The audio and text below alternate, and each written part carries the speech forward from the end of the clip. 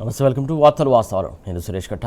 Right, ఈరోజు వచ్చినటువంటి ప్రధాన పత్రికలోని వార్తలు మనం గమనించినట్టయితే ముందుగా నమస్తే తెలంగాణ వచ్చినటువంటి వార్తలను చూసుకున్నట్టయితే బీఆర్ఐటం చూడవచ్చు. ప్రధానంగా ఓరుగల్లులో నేడే రైతు సంగ్రామం జరగనుంది. ఏదైతే రైతులకు అండగా బీఆర్ఎస్ సదస్సు నిర్వహించబోతుంది. ఈరోజు ఉదయం 9:30కు స్టార్ట్ అవుతుంది.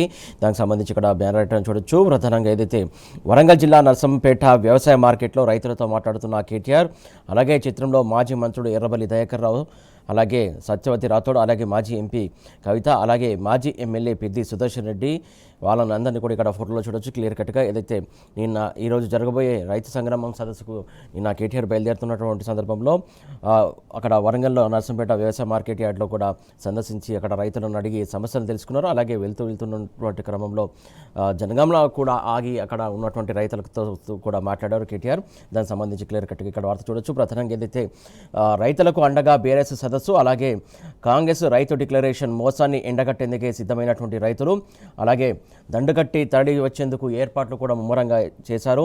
హాజరు కానున్న మాజీ మంత్రి కేటీఆర్ 2022 మే 6న వరంగల్ వేదికగా రైతు డిక్లరేషన్ ప్రకటించిన కాంగ్రెస్ 4 ఏళ్లైనా నెరవేరని హామీలు, ఏదైతే 2022లో ఇచ్చినటువంటి కాంగ్రెస్ హామీలకు సంబంధించి ఈరోజు హామీలు ఏమయ్యాయి అంటూ కూడా రైతులు ప్రశ్నించే అంశం కనబడుతుంది. అలాగే బీఆర్ఎస్ శ్రేణులు కూడా, ప్రధాన ప్రతిపక్షమైనటువంటి బీఆర్ఎస్ శ్రేణులు కూడా ప్రశ్నిస్తున్నారు. ఇచ్చినటువంటి హామీలన్నీ నెరవేర్చేంత వరకు కూడా పోరాడతామని చెప్పేసి చెప్తున్నటువంటి అంశం. గద్దెనెక్కి మొండి చేయి చూపిన వైనం, వడ్లు మొక్కల కొనుగోలు పైన కూడా నిర్లక్ష్యం వ్యవహరిస్తుంది కాంగ్రెస్ సర్కారు. రేవంత్ సర్కారుపై రగులుతున్న కర్షకులు అంటూ కూడా ఇక్కడ వార్త చూడొచ్చు. ప్రధానంగా దగాపడ్డ రైతులకు బీఆర్ఎస్ భరోసాను ఇచ్చేందుకు ఈరోజు రైతు సంగ్రామం సభ జరగనుంది. అలాగే ఇంకొక వార్త ఇక్కడ ఫోటో చూడొచ్చు. ఇంకొక సైడ్ లెఫ్ట్ సైడ్ చూసుకున్నట్టయితే మనం ప్రధానంగా కాంగ్రెస్ మేళా ఖాళీ ఏదైతే పోటాపోటీ సభలు పెడుతుంది. మొన్న ఏదైతే జైత్యాల సభకు పోటాపోటీ సభ పెట్టింది, అక్కడ కూడా అబోస్ పాలైంది కాంగ్రెస్ సర్కారు.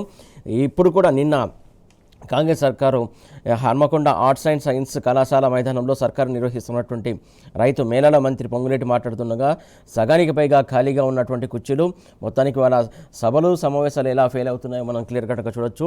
అలాగే బీఆర్ఎస్కు రైతులు ఎంత మద్దతు ఇస్తున్నారో కూడా ఇక్కడ లెఫ్ట్ ఫోటో బట్టే మనం అర్థం చేసుకోవచ్చు. దీన్ని బట్టే చూసుకోవచ్చు. ప్రధానంగా రాబంధు పాలన పోవాలి, రైతు బంధువు పాలన రావాలంటే కూడా రైతులు కోరుతున్నటువంటి అంశం సంబంధించిన వార్త చూడొచ్చు. ప్రధానంగా ఇదే తెలంగాణ రైతాంగ నినాదం, కుంభకోణాలే సీఎం రేవంత్ విధానం, పంటలు కొనకపోతే రాష్ట్రం అష్ట దిగ్బంధమే అంటూ కూడా హెచ్చరిస్తున్నటువంటి అంశం.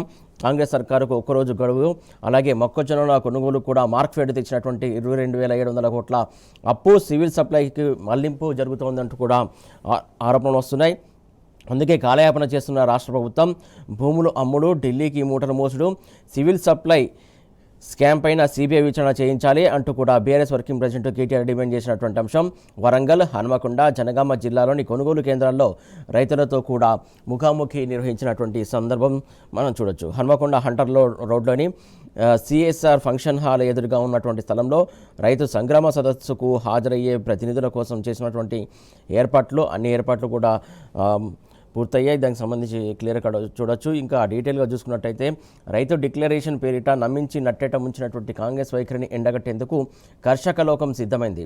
కేసీఆర్ 10 ఏళ్ల పాలనలో దర్జాగా బతికినటువంటి రైతులు కాంగ్రెస్ గద్దెనెక్కిన తర్వాత ఎవుసం ఆగమై కన్నీళ్లు పెడుతున్న రైతులకు అండగా ఓరుగల్లులో బుధవారం బీఆర్ఎస్ రైతు సంగ్రామ సదస్సు నిర్వహిస్తుంది.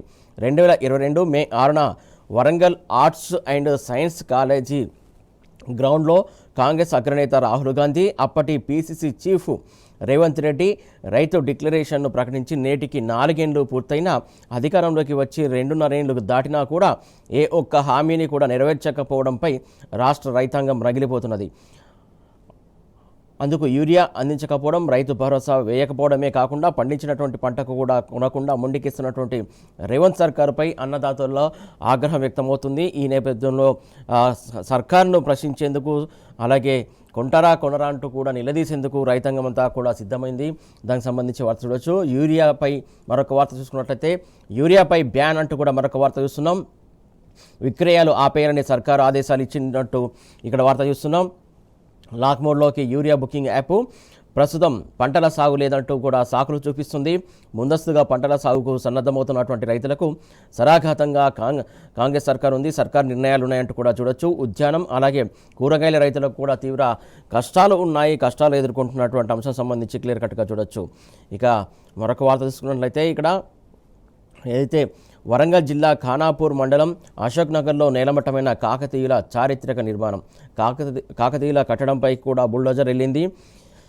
ఇక్కడ ఫోటో చూడొచ్చు. తెలంగాణ ఘన చరిత్రకు సర్కారు సమాధి కడుతోందంటూ కూడా ఇక్కడ వార్త చూడొచ్చు. మట్టికోటలోని శివాలయం నేలమట్టం చేశారు. కుప్పకూలిన అశోక్ నగర్ శాసనం అలాగే ఇంటిగ్రేటెడ్ స్కూలు నిర్మాణం కోసం కాంగ్రెస్ ప్రభుత్వం ఇష్టారాజ్యంగా వ్యవహరిస్తుందంటూ కూడా చెప్తున్నటువంటి వార్త చూస్తున్నాం. పురావస్తు శాఖకు లేని సమాచారం ఏదైతే ఈ కూల్చివేతకు సంబంధించి పురావస్తు శాఖకు సంబంధించి కూడా అటు ఎలాంటి సమాచారం లేదంటూ కూడా ఇక్కడ వార్త చూస్తున్నాం మనం. ఎమ్మెల్యే అండతో శిల్ప సంపదను విరిచి కుప్పపోసినటువంటి కాంట్రాక్టర్ అంటూ కూడా క్లియర్ కట్గా చూడొచ్చు. ఇక మరొక వార్త చూసుకున్నట్లయితే డిఏ బకాయిలు ఎగవేత ఉద్యోగులను ముంచేందుకు సర్కారు ప్లాన్ వేస్తుందంటూ కూడా ఇక్కడ మరొక వార్త చూస్తున్నాం. పీఆర్సీలో విలీనం చేయాలనే ప్రతిపాదన జరుగుతోంది అంటూ కూడా వార్త చూస్తున్నాం. వంత పాడుతున్న ఉద్యోగ జేఏసీ నేతలు, తీవ్రంగా నష్టపోతామంటున్న ఉద్యోగులు, అలాగే ఇదెక్కడి సాంప్రదాయం అని కూడా ఆగ్రహం వ్యక్తం చేస్తున్నారు. విలీనం చట్ట విరుద్ధమని కూడా స్పష్టీకరణ చేస్తున్నటువంటి అంశం. మరొక వార్త చూసుకున్నట్లయితే సీఎంగా రాజీనామా చేయను, ఓట్ల లెక్కింపులో భారీగా అక్రమాలు జరిగాయంటూ కూడా ఏదైతే తృణమూల అధినేత్రి మమతా బెనర్జీ ప్రకటన చేసినటువంటి అంశం మనం చూడొచ్చు. ఇక మరొక వార్త చూసుకున్నట్లయితే హైడ్రా 2 నాలుకల ధోరణి అవలంబిస్తుందంటూ కూడా మరొక వార్త చూస్తున్నాం. ఏదైతే స్టోన్ క్రషర్స్ యూనిట్ల కూల్చివేతల్లో హైడ్రా ఉంది. రాఘవ కన్స్ట్రక్షన్స్ సహా అక్రమ మైనింగ్ యూనిట్ల తొలగింపు, అలాగే హడావిడిగా 6 యూనిట్ల పేర్లతో ప్రెస్ నోట్ విడుదల చేసింది. ఆ తర్వాత కొద్దిసేపటికి సమాచార లోపం అంటూ కూడా కమిషనర్ ప్రకటన చేశారు. అలాగే సాయంత్రం మరో ప్రెస్ మీట్లో కూల్చివేసిన రాఘవ పేరు కూడా మార్పు చేసిందంటూ కూడా మరొక వార్త చూస్తున్నాం.